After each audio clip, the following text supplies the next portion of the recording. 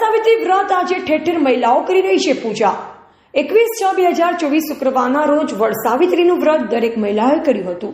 ધાર્મિક માન્યતા અનુસાર આ વ્રત કરવાથી પરિવારમાં સુખ શાંતિ અને સમૃદ્ધિ આવે છે, તેમજ પતિના લાંબા આયુષ્ય માટે કરવામાં આવતું હોય છે।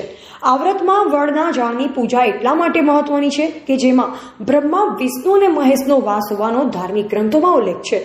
રાજાને દીકરા થવાની શક્યતા ન હતી, માટે માતાજીએ દીકરીનો જન્મ થશે તેવું વરદાન આપતા રાજાના ઘરે દીકરીનો જન્મ થયો। ખૂબ સુંદર હતી, માટે ઉંમર લાયક થતા અન્ય રાજાઓ જોવા માટે આવતા પણ આ દીકરીના આગળ સાવ ફીકા પડી જતા। દીકરીનું નામ સાવિત્રી હતું। એક વખત નારદ ત્યાં ફરતા ફરતા આવ્યા અને રાજાને આ સુંદર દીકરીના લગ્ન ક્યાંય થયા છે કે નહીં તે વાત કરતા ત્યાં સાવિત્રી અવાઈ પહોંચી અને એ રજવાડાના નજીકના જંગલમાં એક આશ્રમ બાંધી રાજા રહેતા। એમના દીકરા સાથે મન પોરોવાઈ ગયું। નારદ કહેતા હતા તેની ઉંમર તો છે પણ લાંબુ આયુષ્ય નથી।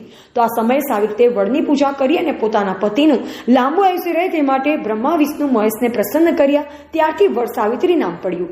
અહેવાલ રાજકમલસિંહ પરમાર, ભારતની અસ્મિતા, સાબરકાંઠા।